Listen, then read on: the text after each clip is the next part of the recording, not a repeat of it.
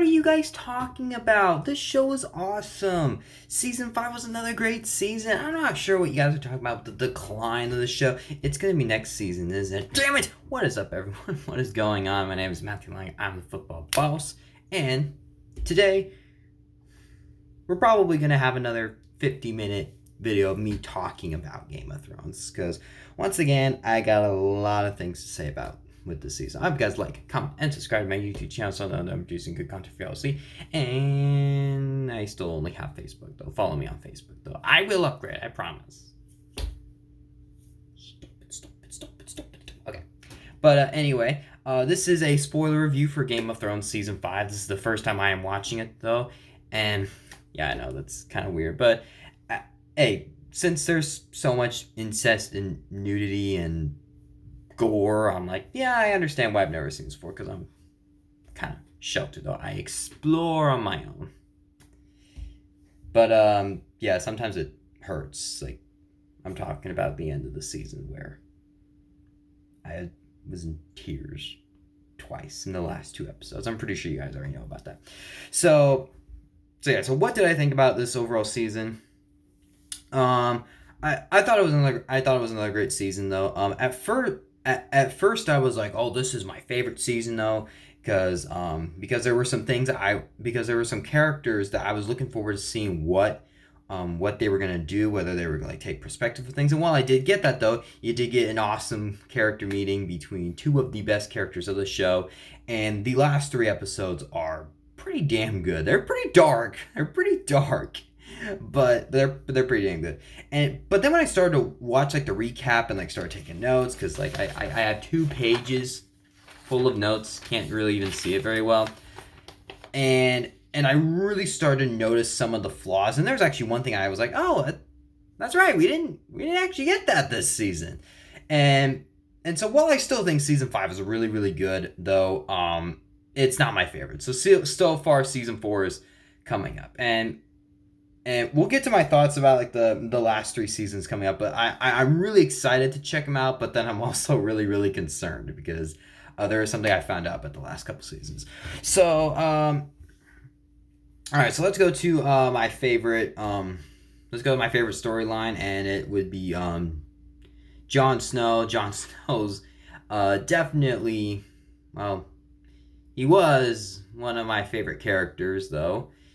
In the show, I mean, he keeps showing his honor and compassion to everyone else. Because when you get to the first episode, the first episode really what isn't 100% important to the arc that he goes on through the season, though. But when they meet up with the wildling leader, remember Stannis Baratheon shows up at the wall, and they meet the wildling leader, or at least like one of the wildling leaders. And this wildling leader is like, yeah, I'm not bowing down to Stannis. And Jon's like, yeah, well, if you don't bow to him, the consequences, you're gonna get burned alive. And this guy's like, oh man, I don't want to die. I definitely don't want to die like that. It's a pretty horrible way to die. But he's like, yeah, I'm not bowing to him, and I would rather die. But since Jon knows that he is an honorable person, shoots him with the bow and arrow right before he starts to burn. So I mean, I know I called it compassion, though, but he's like, no, like, he doesn't deserve to die. It's like horrible, painful death, so I'm going to give him like this like quick death, which doesn't entirely sit well with Stannis, but that really doesn't, like, I don't think that was the reason why what happened at the final episode, though. But then when we really get into is when they try to find out who's going to be the next Lord Commander, though, and it's between Alliser Thorne. It's Thorne or Thorne, I don't know. It's the guy who hates Jon Snow. And there's a second guy, he doesn't matter, and then there's Jon Snow.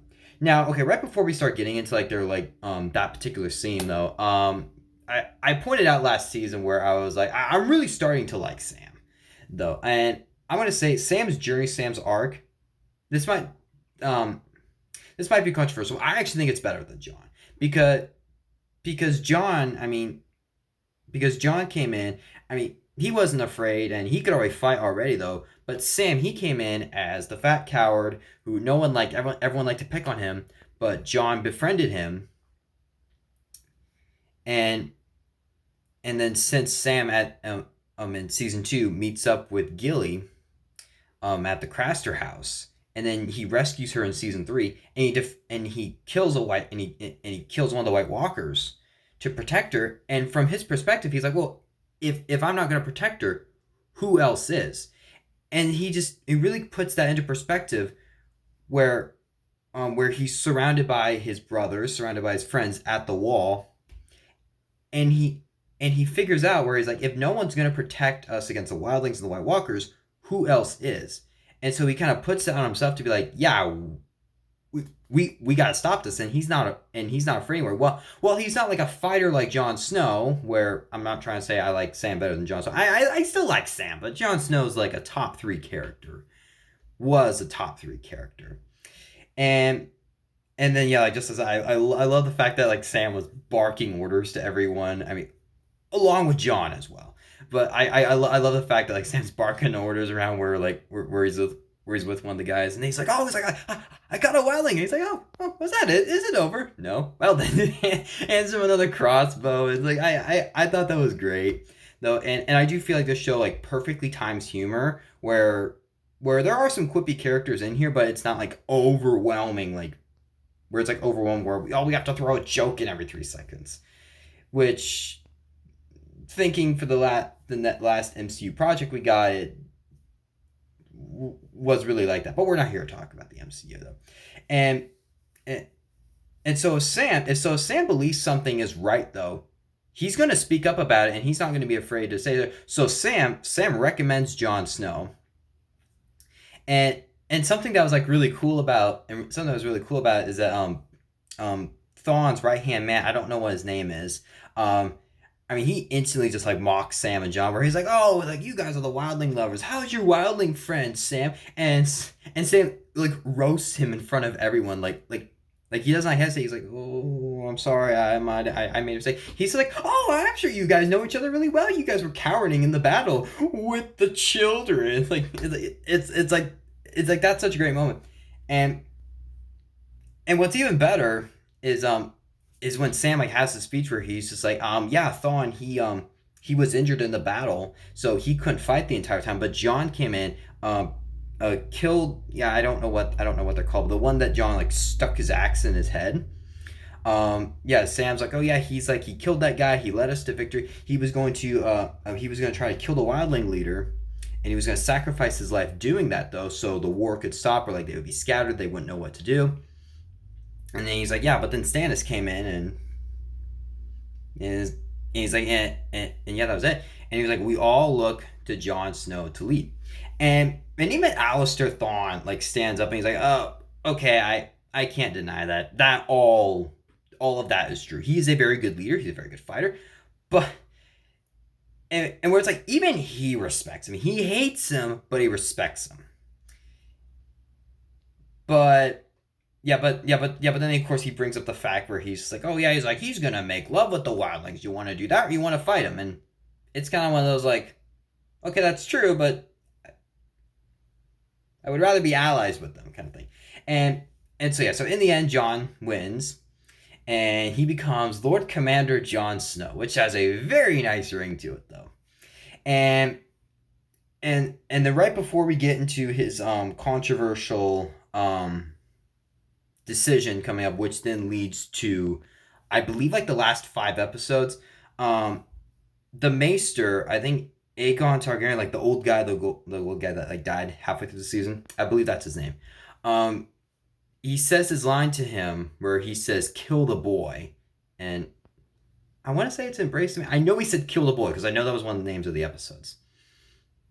And at first I was like, oh man, I'm like, we're gonna kill kids again? But no, they're like, no, kill the boy, Jon Snow, and become the man, the leader, Jon Snow. And he really does it when he kills like Alistair's right hand man, because we're like, Jon is thinking like a good leader. Jon is a really good leader, and he's not biased. I mean, he's not like, oh, I hate you, like I want you out, or I want to kill you. But he looks at Alistair and says like, hey, you were a really good first ranger. I'm giving you your job back. But then since Jon trusts Sam, he goes to the other guy, the guy who's cowering in the battle. He's like, yeah, I mean, he doesn't actually say like, "Oh, you were cowardly in the battle." He's basically like, "Yeah, you get out." Like, and this guy's like, "No, I'm not getting." He calls his bluff, where he's like, "Yeah," he's like, "You're not gonna behead me," and even John's like, "So you're saying you're disobeying my command?" And this guy's like, "Yeah, you can stick it up your bastard ass." So like that. And since Jon Snow is a bastard, it's like, oh, can he? It's like, is he gonna do, or is he gonna show compassion? John's like, no, bring me my sword, and even Alistair looks like he's gonna defend him for a minute, and he just lets him go.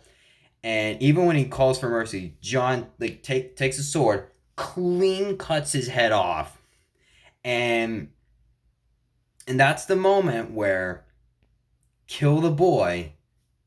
Jon Snow is no longer a boy; he's a man. He's a leader.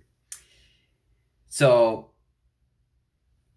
yeah, like those two moments, like episode one, and I think it was like episode 3 or 4 where he cut that guy's head off though. They're not like important to the rest of the show, but it's like it shows once again like he shows compassion and it shows him becoming the man, and then that leads to his controversial decision that he makes, where he's like, we need to team up with the wildlings because if what Sam is saying is true, and oh, the White Walkers are coming. The White Walkers aren't gonna care if you're a wildling or you're a crow or you're even up at like King's Landing and like, oh, you're a Lannister. He's like, no, let's get the wildlings to safety. Let's see if we can maybe team up with them, and then we can take we can take them on. And a lot of people don't. A lot of people do not like this decision. But since Jon's the Lord Commander, he does it anyway. And so he teams up with I believe his name is Tormont, like the red beard, real buff guy. I really started to like him this season. I found him kind of funny. They go to Hardhome, which I think is like the main place. I don't know. It's basically a place where there's a whole bunch of wildlings, and Jon Snow has a really good speech where he goes, hey, look, I'm not trying to say all is forgiven. I know a lot of you guys have been like, oh, you've been fighting us for generations, but the White Walkers are coming, and they're going to kill all of you guys, are going to kill all of us, and they're not going to care. So he's like, why in the world are we having this battle between us? We're doing the hard work for them. And he doesn't gain all the trust of all the wildlings, but some of them are like, yeah, Tormont, I trust you. All right, fine, let's just go do it. And it leads to a pretty intense battle that basically lasts like 30 minutes where the Army of the Dead come in. And last time we saw the Army of Dead, it's been way back at the end of season 2. And we've just been getting slow teases of the White Walkers ever since. Like, I believe there's been like one scene of White Walkers in every single season, but this is the time where we get the most of it. Season 1, I remember season 1 opening scene, someone gets their head cut off by a White Walker. Season 2, White Walkers leading the Army of Dead. Season 3, Sam kills one. Then season 4, you meet the Night King, and they turn one of the baby boys into White Walkers. But this is the one where you do see their full power. Where yes, they may just be ice zombies though, but they are very agile though, and steel swords are nothing to them. And while it was kind of clear at first, though, it's like, no, it's like if you take a steel sword and it goes up against our ice sword, it breaks instantly. So these White Walkers, I mean, they're throwing Jon everywhere, and it looks like the fact that like, oh, is Jon gonna die? But then Jon takes his sword, the wolf at the end, and this is not a steel sword. It's made of, well, I don't know if it's made out of dragon glass. It can kill White Walkers, and so Jon just slaughters one. And yeah, but then the worst part is they can't get to the dragon glass. They leave the dragon glass behind because the White Walkers and the Army of the Dead coming. And it's a pretty intense battle that doesn't last an hour of the episode. It lasts like the last 30 minutes, and it's pretty intense. It's pretty awesome. And if I'm correct, though, I also believe that Brienne of Tarth, I believe her sword can kill White Walkers, too. I don't know how many there are. I know there's at least 2. I'm pretty sure. But in the last episode. I'm not really sure what's gonna happen now, but yeah, but also then you get your first look of the Night King, and I'm pretty positive that he's the Night King though. And if you guys were wondering, like, how do you know what the Night King is? I'm a smart person. I kind of figured it out though, and then plus, like, if you have like a zombie army or army of dead army, you need a leader. Like, that would just be weird to be like, oh, here we go, giant army. Oh, who's the leader? And no, it's a giant army. So I can't remember where I've heard like the Night King before. I think I saw it on like Google or something, or like YouTube. Like, I don't know. I saw it somewhere, and then I've also seen the image of him just holding up his hands, and all the dead wildlings just like stand up. So this guy can raise the dead, and he does it with no effort. So it's like, oh, oh. It's like, yeah, this guy's bad. This guy's really, really bad. And so this is like the first time where I'm like, okay, I'm like, we need to just forget about the throne. We got to go take care of these guys. And honestly, I'm not even sure if they're gonna be able to. So, yeah. But yeah, like, but that's where I'm like, I'm really excited to see like how they're gonna win. Like, I'm assuming they're gonna win. I mean, I can't imagine like the Night King just coming and killing everyone in the show and then be like, oh, the end. That's the end of season 8. Because I'm like, if that's true, I'm like, well, then that's a pretty shitty finale. But but yeah, but just as of right now, it's like, okay, this guy's real bad. We gotta stop this guy.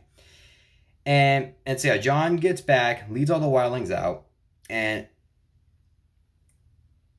and while Jon's gone, Sam, at the funeral of Aegon, the old guy, Thawne says, "Hey, you're running out of friends," and everyone everyone around them, everyone around Sam hates Sam, does not like him, doesn't like the fact that he's brought a woman, and Sam quickly gets the idea. I mean, first of all, they get attacked by a couple of the boys, but he gets the idea that like, no, they're gonna kill me, they're gonna kill her, they're gonna kill the baby. But since Sam, he's willing to stand up for what he thinks is right, though he's willing to protect her. He asks Jon, "Hey, can you send me away to protect her?" And Jon does give in to that, which is good, but also turns out to be a mistake, because then Ollie, the little boy that they rescued back in season 4, tricks Jon into coming outside. They put a sign on the wall that says "traitor," and every single person in the watch stabs Jon to death. The last one, including Ollie. And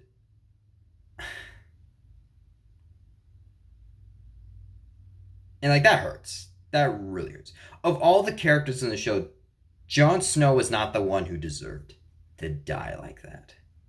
So I'm not sure what's gonna happen now, because I'm like, oh, I think the world's fucked. I think this world is fucked now. I don't know how they can win. I mean, none of them were with the White Walk. No one knows that the White Walkers are coming. His last friend Sam was gone.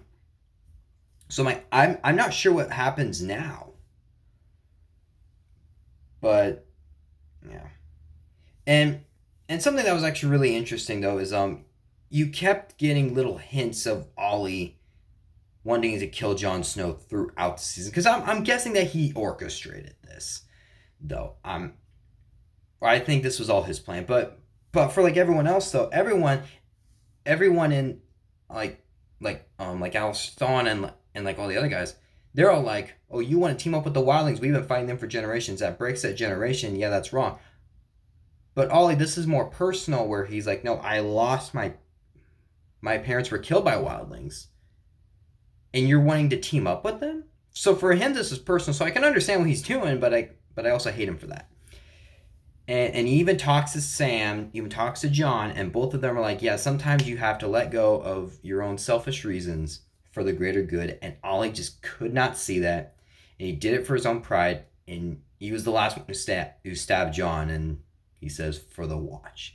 And that's the way they end the season. So, yeah. So, I'm not sure what happens at the wall now, but yeah. So yeah, that hurt a lot. And I I mean, okay, I don't want to say I saw his death coming, but I was like, I feel like a lot of these guys are not gonna. I was like, I feel like some of these guys are gonna try to kill him, but it wasn't like a reality of like, oh no, they actually do kill him. And yeah, so that hurt quite a bit. Yeah, I'm not sure what happens next, but yep, that's where we're at. Jon Snow's dead. He did not deserve that one bit. All right, so now let's kind of go to some of our more disappointing ones. Arya, her story was honestly a little disappointing for me. I was really looking forward to seeing Faceless Assassin again because I thought it was really cool last season. And since Arya was going to him, I was like, oh, like she's gonna like train with him. She's gonna become like a warrior though, and then I'm guessing that she's gonna like kill all the people that she wants to kill though, like and then hopefully meet up with like Sansa again. But honestly, what basically happened the entire season is everyone is just abusing her. I mean, if they're like, "Oh, who are you? I'm Arya Stark." Psh, we're hitting you for that. Who are you? I'm no one. Psh, like we're hitting you, and it's just like straight up child abuse, though. And while I will say, while while it was very satisfying to see her kill someone else, kill in a pretty gruesome way, because I do remember Sir Meryn. Um, I don't remember that Sir Meryn like killed her trainer though, but I definitely remember like Sir Meryn when Tyrion's like, oh, that was a threat. See the difference like way back in season 2. He also false testified against him. So he's never been like one of my favorite characters though, and then see him just beating young girls. It's like, oh my, it's like this guy is awful. Take him out. And so Arya takes one of the faces. Okay, well, actually speaking of the faces, when she kind of like finds out the truth that they've been like killing people all this time, she doesn't seem like too disturbed by it. Where I'm like, where it's like all the faces are up there, and I'm like, you're literally killing like thousands and thousands of people and taking their faces, and you're not gonna get a what the heck are you guys doing? Like this is creepy. It's faces here. I'll stay around even though you guys have been abusing me. Like I'm like, what? So yeah, I think her reaction just like isn't like act okay, I don't want to say like accurate though, but like when I saw that I was like, wait, I'm like, are all these people dead? And then when I kinda got the idea like all these people are dead, like I'm like, okay, adios amigo, I'm gone. I don't care what you say, bye. Like so, but yeah, I mean, she also has no one left, or okay, she doesn't think she has anyone left. So, but I don't know, like that. But yeah.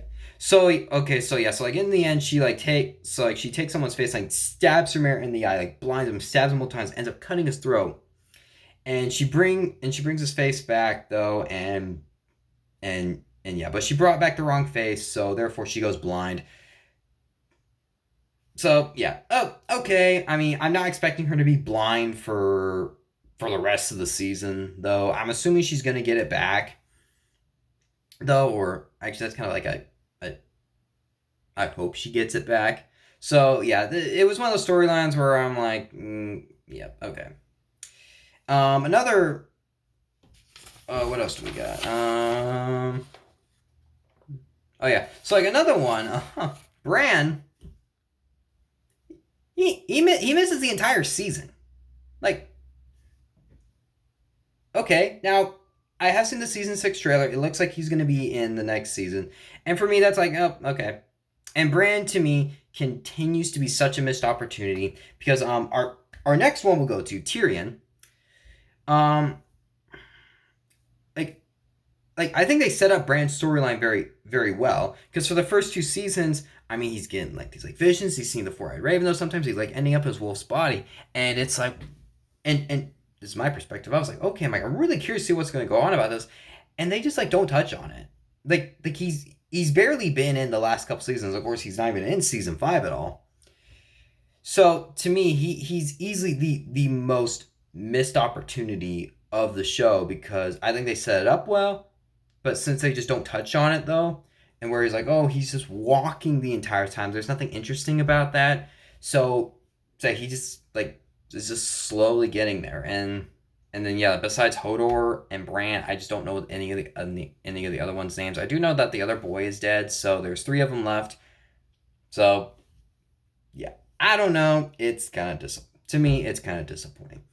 And okay, so like I said, for the next one we're gonna go to is Tyrion, and Tyrion basically spends the entire season traveling as well. And while he's not the most interesting location though, once again, Peter Dinklage is still awesome though. But for me, it's at least a little more interesting because there's at least something that happens in a good majority of the episodes.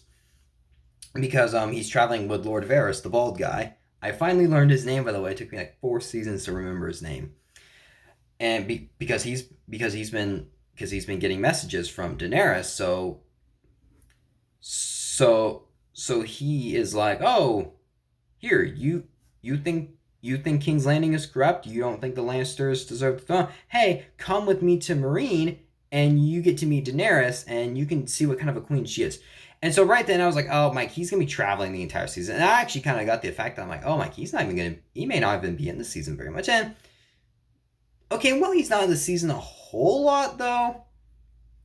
What they did with him, I thought was a little bit more interesting, because I believe it was episode 3. I mean, taking a piss over the wall, and he gets captured by Jerome, the one who was sent away by Daenerys last season, and he's like, I'm taking you to the queen. And the thing that's really cool about this twist is that you can see Tyrion's eyes like bulge out because he gets this look of, oh no, because he's thinking, oh no, he's taking back to Cersei, I'm dead. But the audience knows, like, oh, yeah, but the audience knows, like, oh, he was already on his way, so all right, that's all right. But then Jerome, I mean, he's like, yeah, I'm taking you to the queen, I'm taking you to Daenerys, but he doesn't know that Tyrion's already on his way there. So it's like, that's like a really cool like miscommunication where it's like the audience knows like, oh, okay, everything's fine, but Tyrion's like, oh no, everything is not fine, and Jerome's like, yeah, I don't know, he's already coming his way there. So I think that's kind of, I thought the way they ended that was actually really cool. And then the very next episode, I mean, Jeron and Tyrion get on the same page where Tyrion's like, oh, he's like, I was already on my way there. Okay, cool, I'll travel with you. Next episode, they get attacked by the Rock people, and you kind of get this like little tease like Tyrion's gonna die for a minute, but then okay, he doesn't though, and then you find out that Jerome gets touched by one of the Rock people, and I believe he has grayscale now, which I think there's no cure for that, or at least like the cure's like really really hard to find, something like that. And while that didn't really go anywhere, I assume it's going to get touched on eventually, but then again, since like Jerome and I don't know what his name is, the other guy, yeah, Daenerys is like, yeah, I don't know, yeah, I'm just gonna call him the other guy. I don't even know half these people's names though. Yeah, like Jerome and the other guy, since they're gonna be looking for Daenerys next season, like I'm also like, okay, the storyline isn't going to go anywhere, is it? So, yeah. So, I lost my train of thought. Hang on.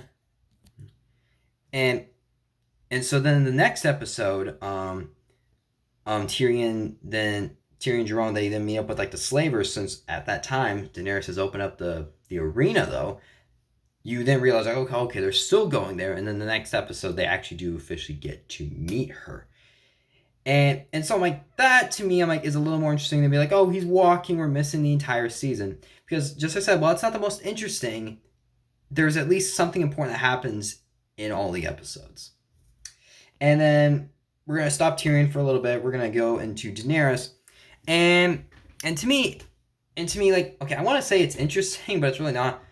But to me, it actually kind of interests me that like the most honorable people of the show suffer the consequences from it. Though, like Robb, being truthful to Walder Frey, being like, hey, I broke your deal though. I'm trying to make up for it though. Frey's not happy about it. Kills him. Ned, way back in season 1, I mean, doesn't brand himself a traitor because to get out scot-free. Does it for his daughters though. It gets him killed and doesn't exactly help Arya and Sansa very much. So yeah, I'm like I find it interesting, but it's also like not that like the most honorable people to show are the ones that are killed. Are the ones that suffer the consequences from it, and and so Daenerys, she starts losing.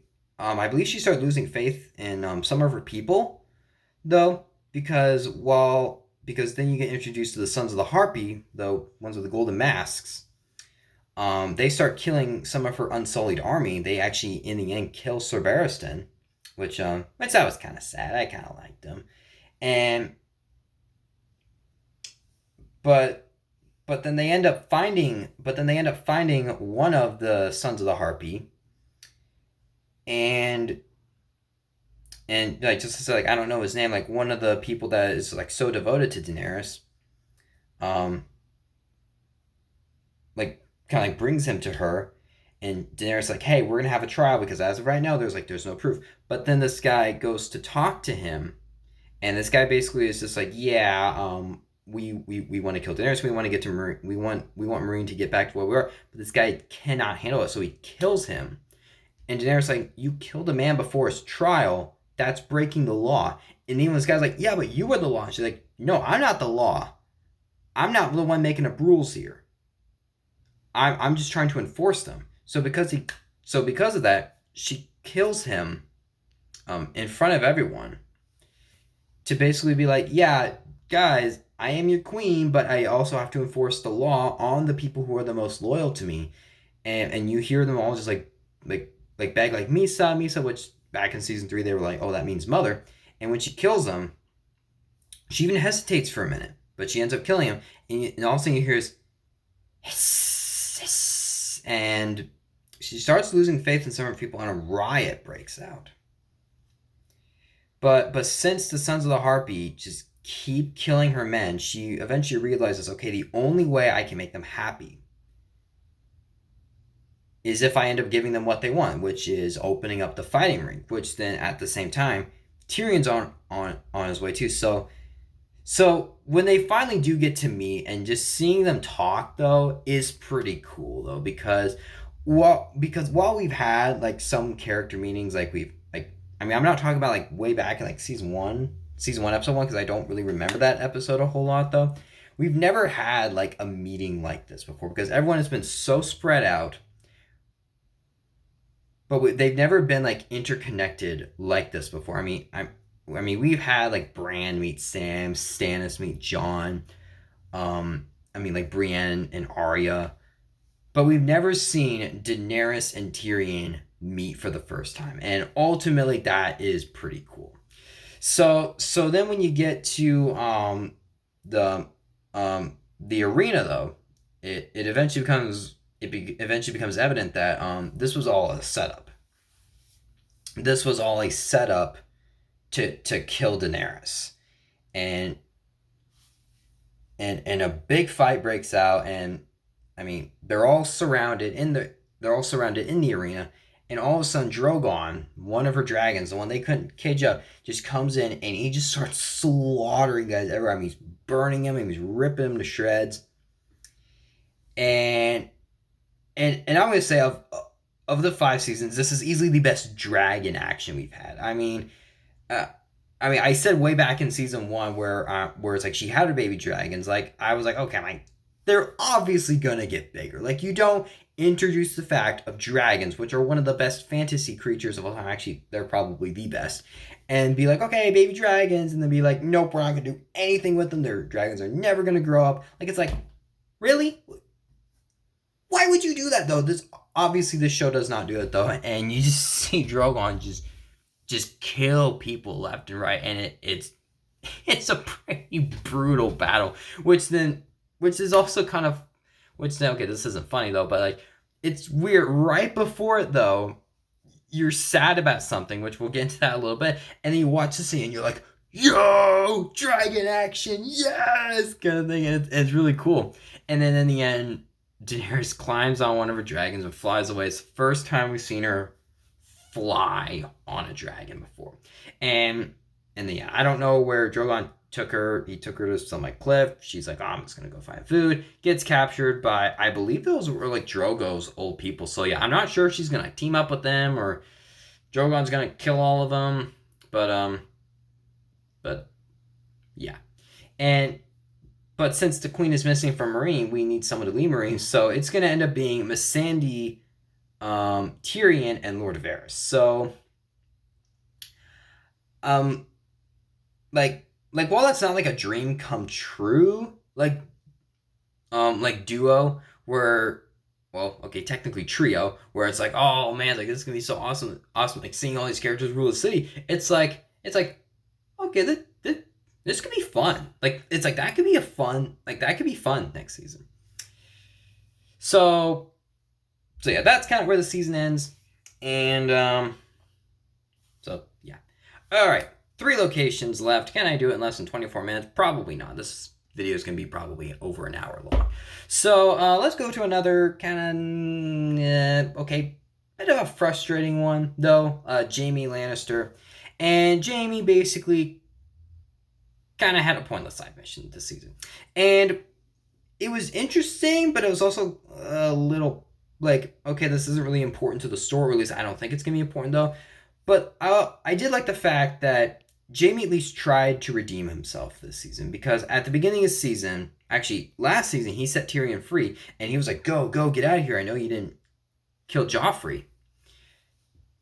But then Tyrion, instead of leaving right away, I mean, of course, kills Tywin. I mean, Jaime doesn't know why. He just goes, oh no, he killed him, so he feels guilty about that. So then when they get a death threat from the Mortells, which is Oberyn's brother, which this is another one of the, okay, which actually, all right, I'll get into this in a little bit. And they start getting death threats because the Mortells was the place that Tyrion sent one of the last of Cersei's kids away, because Joffrey was killing all of them. So he was like, hey, I'm going to send her away to protect her. And she ends up falling in love with the Mortell's son, which in the show, most of these marriages are like arranged marriages, though. So seeing her like fall in love with someone is like, yeah, I'm not sure how that's gonna go.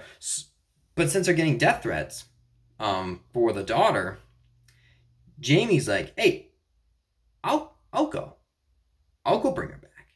I mean, I'm not qualified to do it because I mean, I have one hand. I mean, I have my golden hand, but I'm going to try to bring her back. And then he recruits Bronn, which since Bronn was the one who was training him with his other hand, though, seeing them back together was definitely really fun sometimes. I mean, of course, like seeing, I mean, like when like they're on the boat and Bronn's rowing the boat, and he kind of gives them this look like, can you help me? And Jaime goes, holds up his hand, and he's like, no. And then, of course, Bronn starts having like a little banter with one of Oberyn's daughters, where she's like, oh, who's the most beautiful woman in the world? And he's like, you are, which I'm not sure if he believes that, though, but then again, he likes women, so I think he's just like, ooh, well, hello there. And yeah. And so kind of where I said like 40 minutes ago, where I was like, there were some things like I'm really curious to see like how people's perspective of this. But Oberyn's wife, she, after Oberyn died, I mean, she just looked like terrified. I mean, like the kind of thing, which I mean, I'm sure that was like everyone's reaction to Oberyn dying, though.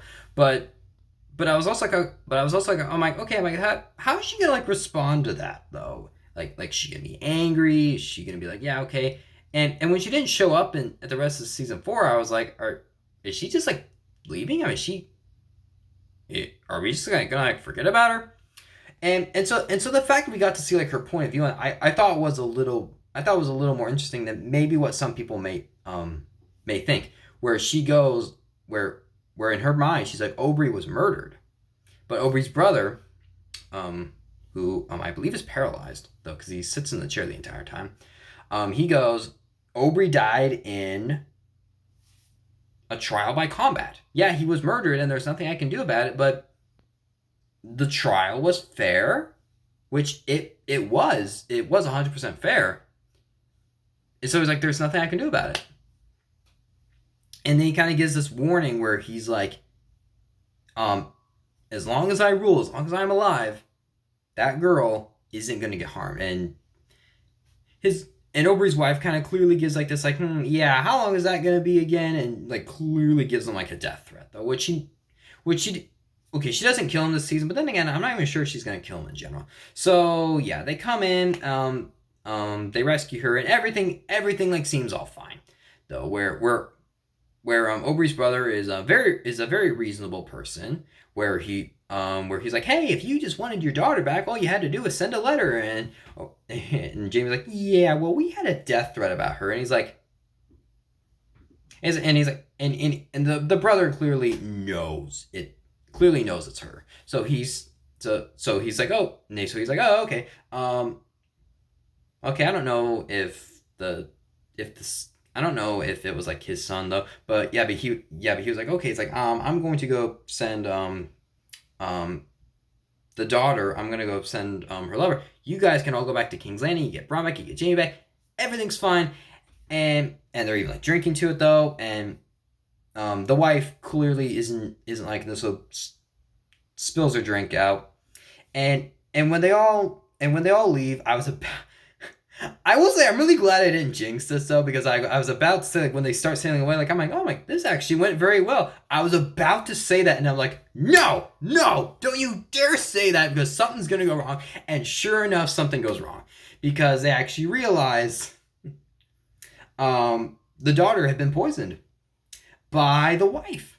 She kissed her on the lips, which I didn't think too much of that. I was like, wait, okay. When it first happened, I was like, I was like, why on the lips? I'm like, why can't you kiss her on the cheek or something? And then when her nose started bleeding, I was like, oh, she got poisoned. And I was like, I knew it. I'm like, I knew it was too happy. And yeah, the wife takes the antidote and gets away scot-free. So, yeah, I'm not sure what now is going to happen with that. Where, just like I said, I'm like, it's kind of like a useless Jamie side mission though, but I'm like, but the fact that he at least tried to redeem himself, to me, makes him just as good of a character though. And then since he loves Cersei, loves her in a very gross way, he's also doing this for the woman that he loves. And it is kind of sad that like that his daughter like realizes, like, yeah, I know you're my father, I'm really happy to have you as my father, and then she dies right after that. So yeah, that's what happened. And oh man, we got 2 more, and I'm like 43 minutes in. I'm not making this a 2-parter, by the way. Okay, so all right, let's go to kind of all right, we're gonna merge a couple of them together. Stannis, Brienne, and the Boltons. And something I actually found kind of interesting in this one is I believe it was episode 3 where you could really kind of start to see where like some of these storylines are going to merge together. And I feel like this one did it very well, where where Stannis, before he left to go to Winterfell, I mean he kept being like, okay, yeah, we got to go to Winterfell, we got to go take out the Boltons. And then Sansa's there is gonna marry Ramsay Bolton, which is just absolutely disgusting. And then Brienne's kind of watching over them, and Brienne's probably one of the most honorable people of the show, where she's like, oh, I was told to protect Sansa. Yeah, I'm doing that no matter what.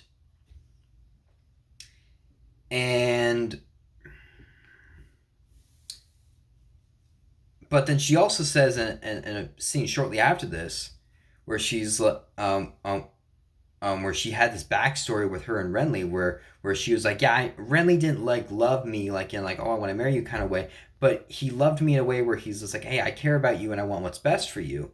And so then when she saw him murdered, that was heartbreaking for her. And she's like, yeah, I know it was Stannis. He used blood magic. So she's like, um, when I see Stannis next, I'm gonna kill him. And you know he's coming, so it's like, oh no. It's like, oh snap. So Stannis is going to war. She's also trying to protect Sansa, but Sansa doesn't want her protection. But she's like, I also want to kill him as well. So like the way they were doing that, I was like, oh my, that's gonna get very interesting when it comes around. And well, you get a little bit of that in the final episode. Which, speaking of Stannis, Stannis, he has a pretty horrible ending though. And Stannis for me has never been like a top 5 favorite character. I don't even think he's like a top 10 though. But he's never been a character that I'm like, oh my god, I hate this guy. I can't wait for this guy to get taken out. But like when Stannis leaves the wall to go take out the Boltons, winter is coming, and winter is a big deal. Winter is a very big deal because winters can be nasty and they can last a very, very long time. So for Stannis is like, hey, let's take out the Boltons before the worst of winter comes. And then meanwhile, back at the Boltons though, which we're not gonna touch on them quite yet though. But yeah, Ramsay is like, oh yeah, Stannis is coming. Let me send 20 guys there. I'm gonna take out all their food supplies. I'm gonna kill a bunch of their horses. I'm gonna like we're not gonna go to war with them, but we're gonna take out a whole bunch of their things. So they take out a whole bunch of their things. Winter's looking worse.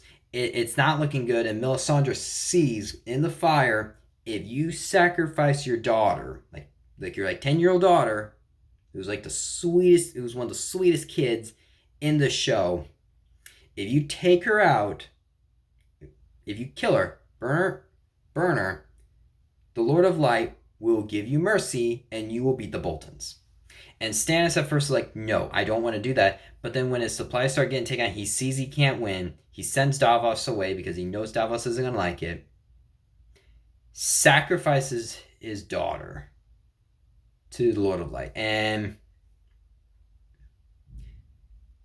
once again, it's another very heartbreaking scene. It's another very heartbreaking scene where I was like really sad and actually crying over that. But then I was also crying at Jon Snow's death the very next episode.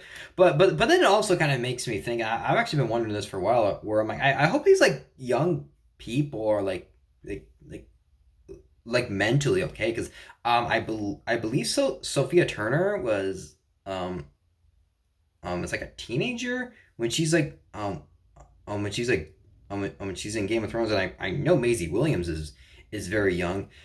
And so I'm like, I hope these young actresses are like mentally okay, because like you have Maisie Williams like being around some pretty horrible people though, and of course what she did to Renly this season. Like I hope she's mentally okay, and then of course Sansa keeps being threatened to be raped, and then she ends up being raped in this season. Where it's like I hope you're okay. And then for the daughter though, I mean like. I'm okay. Okay, obviously they don't like burn. Obviously they don't like physically burn that like 10-year-old girl, but it's just like. But it's like, but how does that? But it's like, how do you like portray that though? Where you're like, oh hey, your character is about to get burned alive, and what we want you to do, we want you to stand up there and you're gonna cry for your mom and dad, and it's gonna be a very heartbreaking scene. So it's like, I hope these young actresses are okay, because I mean, because this is pretty terrible stuff, and just as I like these last couple episodes are real dark. They are real dark, probably some of the darkest stuff that the show's ever done so far. Yeah, but I think what hurts most about this is because Stannis, a couple episodes earlier, said that he loved his daughter, and when people were like, oh yeah, she's doomed because she has grayscale, he's like, yeah, you all can go to hell. She's my daughter and I love her. And then he ends up killing her for the Lord of Light, because he believes Melisandre, where she's like, you sacrifice your daughter, you're gonna win this war. And when then when episode 9 ended though, and that was like one of the things to reflect back on, I was ultimately like, I don't think her death is gonna mean anything. And sure enough, he wakes up the next day and he's like, yeah, half of your men have left. They like you did something very like severe. Like you killed your own, you burned your daughter alive. Like that's something to make people go, oh, okay, you know what? Maybe this guy's not the right guy, and they just leave. He finds out later that his wife killed himself, killed herself, and so he's lost half his men. He's lost his whole family.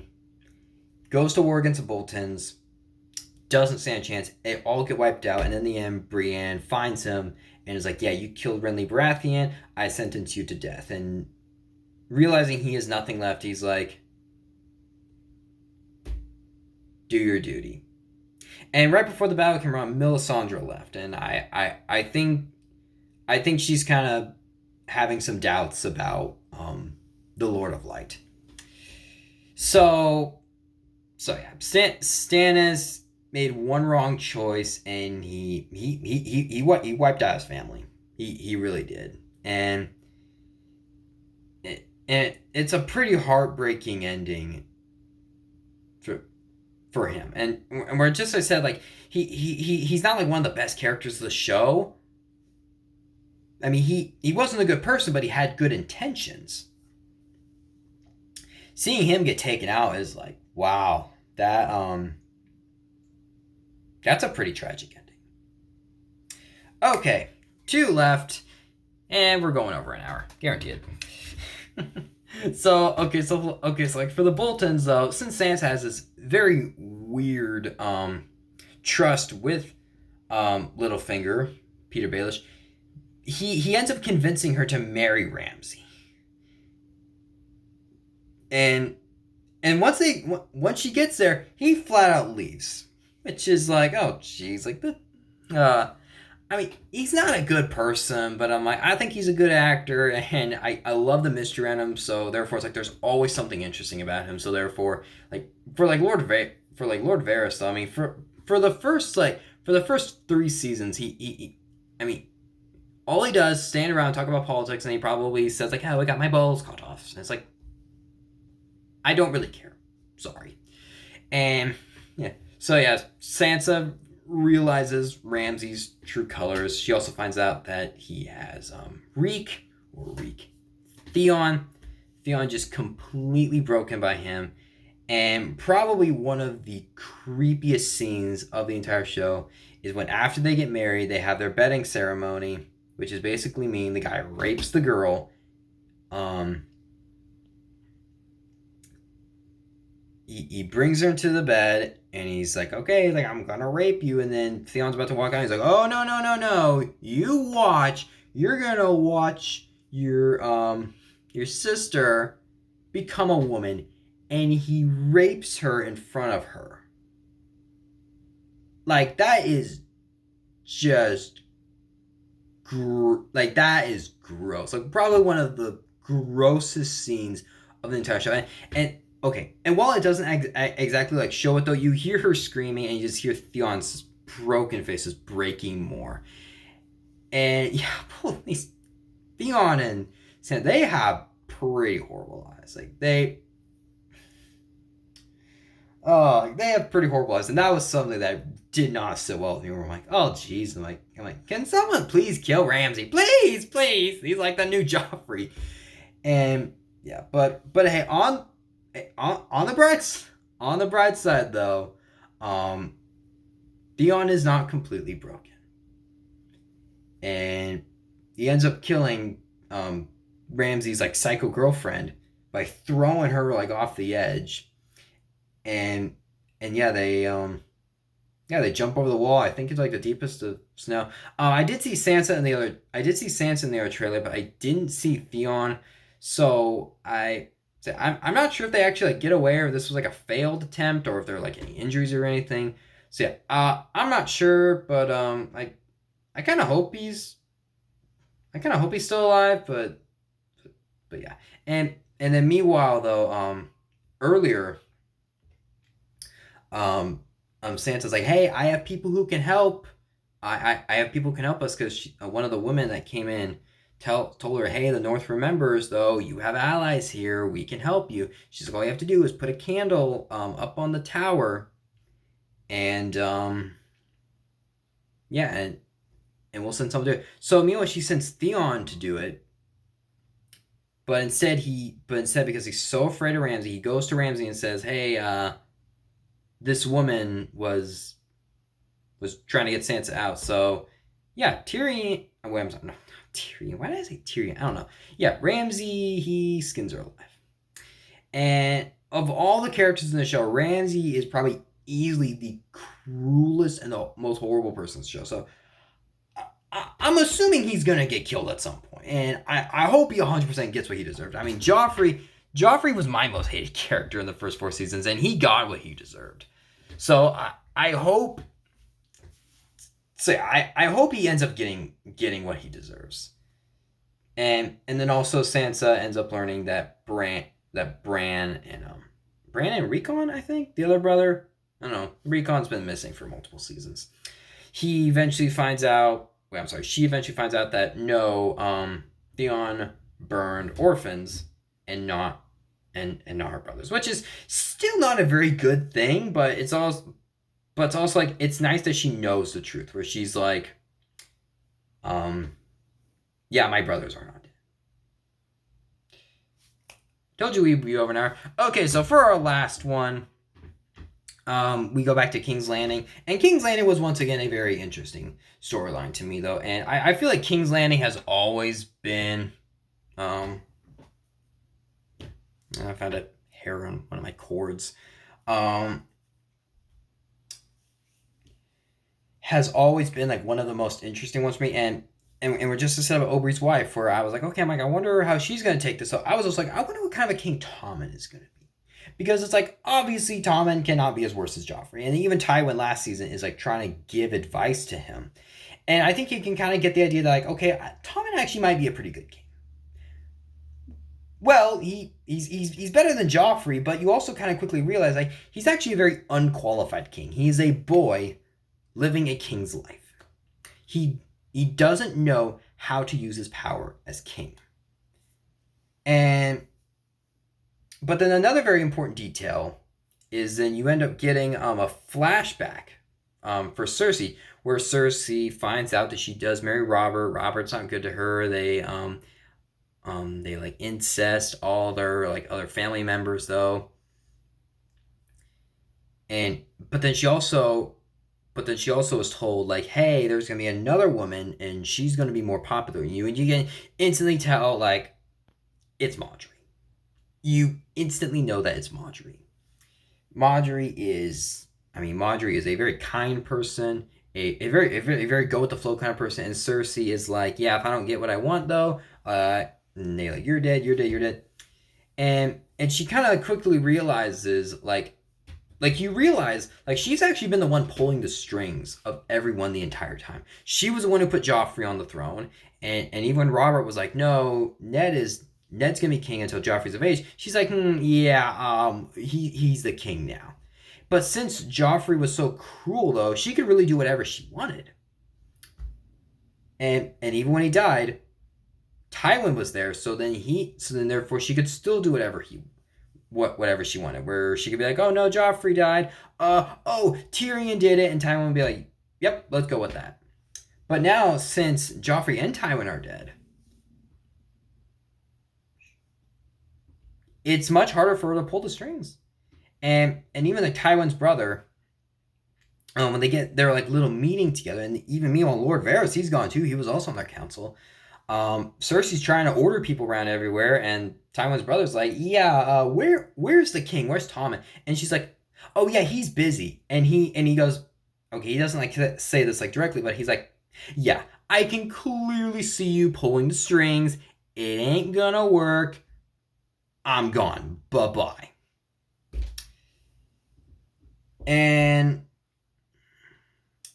But then she decides to find another way to pull the strings.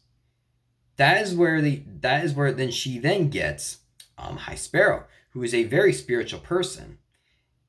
And she's like, oh, you want to enforce the law? I want to enforce the law too. Loras, he was supposed to marry me, but he's gay. He wasn't going to do it. So they end up having him arrested. And then, okay, kind of changing things up a little bit. Let's see, can I make it over an hour? I can. Okay, good. All right. I just hit an hour and I didn't want like my video like cut out though. And now it's going to cut out in like 2 seconds. No, we're good. Yeah. And so right after Marjorie and Loras get married, I'm not Loras, Tommen. Right after Marjorie and Tommen get married, they're of course are having their wedding ceremony, and Tommen's like, yeah, I wish I could only do this with you. So it's like he loves her, but he doesn't really care much about being a king. So that's where I'm like, he's a very unqualified king. He's a better person than Joffrey. He's an unqualified king. He doesn't know how to use his power. Because if there's one thing Joffrey was good at about being king, he knew how to use his power, and he was like, I can do whatever I want. There's nothing you can do about it. Tommen, he doesn't know how to use it.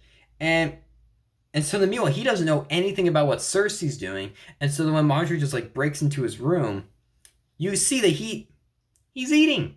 He's eating. He's enjoying the king's life. Just like I said, a boy living a king's life. And she's like, oh, my brother's been arrested. He's like, I didn't order that. And he realized like he doesn't even know what's going on in his own kingdom. And he quickly figures out like it's Cersei. But since Cersei made the High Sparrow do it, she's like, my hands are clean. But Tommen, since he's not like a cruel king, since he's not a threatening king, Cersei realizes I can easily pull on your strings, and if I make someone else do it, you don't even know it. And then even when he go and then she goes like, oh, it was the High Sparrow. Tommen, like just as I said, since he does love Marjorie, he's doing whatever he can to get her. I mean to get her brother back. So he goes like the High Sparrow, and they block his road, and even his guards are like, hey, Tommen, one word, and these guys are dead. Tommen doesn't know how to do that. And so because Loras gets arrested, you get Olenna again, which I love that woman. That woman's awesome. And so yeah, they have their little trial, and instantly it doesn't go very well because Loras denies being gay. Marjorie denies the fact that like, oh yeah, I didn't know that. And then they bring in the other boyfriend, and he goes, oh yeah, I slept with him. Marjorie even walked in and wasn't very surprised.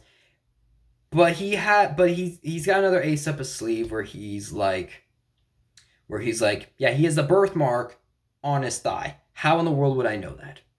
Because I've been sleeping with him. So Loras, he gets arrested, and since Marjorie lied, she gets arrested. Tommen can easily go, no, I want my queen back, kill all these guys. He doesn't know how to do that. And so even when he's like, there is nothing I can do, he's yelling at Cersei.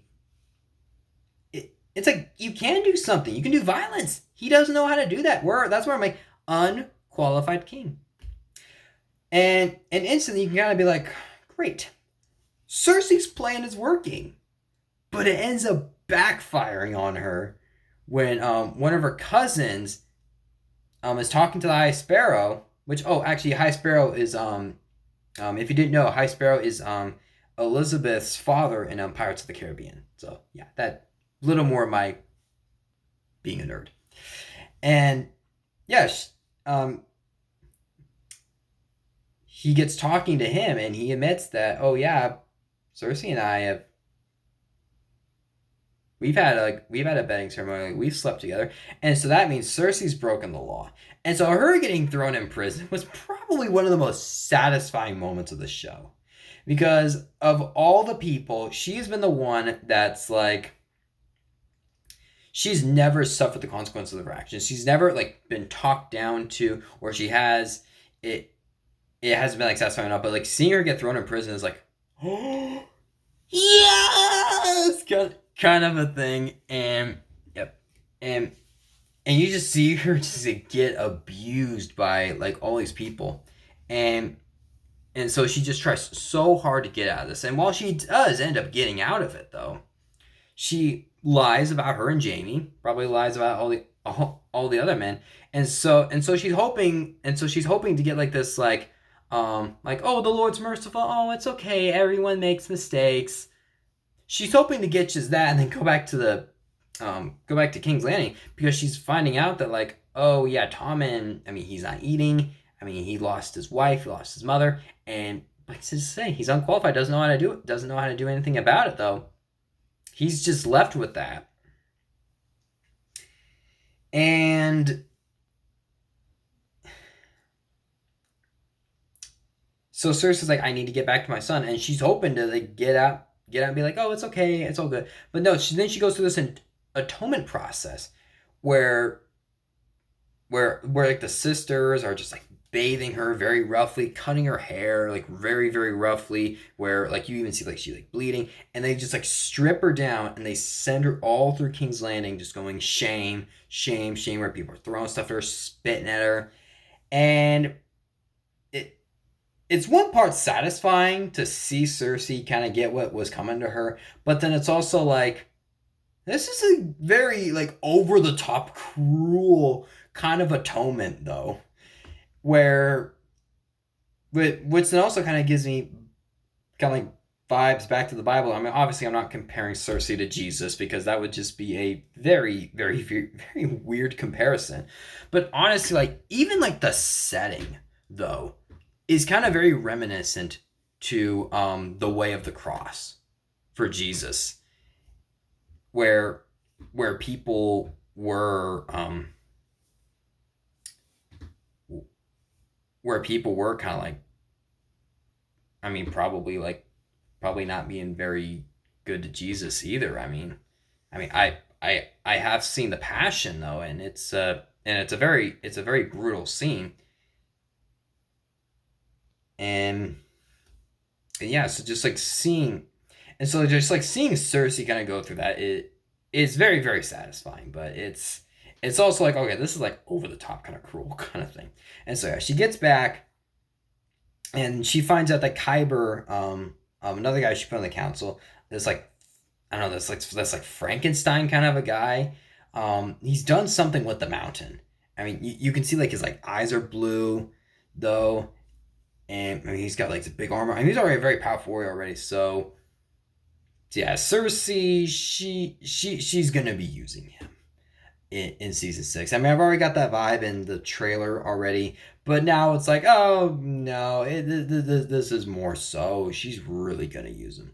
So yeah, all right. So I did say I would talk about this like an hour ago. So that's about wraps. It's like that about wraps it up. So like, once again, I really enjoyed the season. I thought it was really good. I'm very excited to see what's coming up. But I've also heard that the next 3 seasons, season 6 or 8, it does its own thing. It doesn't follow along with the books. There's no more books anymore. And I can instantly tell where I'm like, oh, I think this is where the decline of the show is going to start. And I have said, and this is one thing I have. Okay, I haven't said this on camera, but I have been like, look, I'm like, if I watch the next 3 seasons and I think they are absolutely amazing, or if I watch season 8, I'm like, oh, that's a satisfying conclusion. That was awesome, though. Then I'm going to vocally say that, though. And if you don't like that, though, well, then don't care. If that's my opinion, though. But, and I mean, I'm sure you guys are going to be like, well, there's no way you're going to like it. Well, we're just going to have to wait and see. I can't judge the last 3 seasons because I haven't even seen it yet. So, yeah, like, like just I said already, like I'm like, I don't know what's gonna happen with I'm not sure what's gonna happen with with the White Walkers and like the Night King though. But I will say I think the High Sparrow and like everyone and like all like the like even like the, let's call them nuns, like all nuns inside, I'm like, I think they're all dead. I think Cersei's gonna want her revenge. And yeah, for the Mortells, I'm not sure. I'm not sure what's gonna happen with them.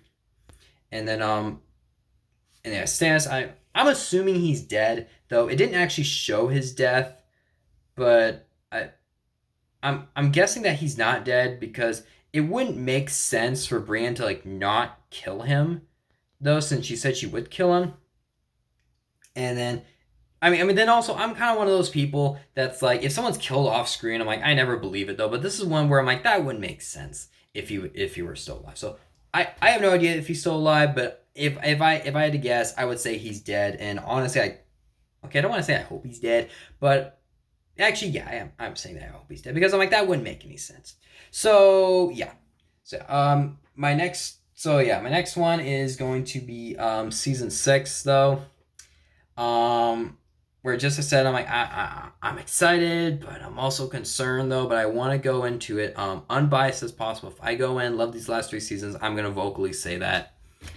And yeah, just in general, I'm loving the show. I think overall it's turning into one of my favorite shows.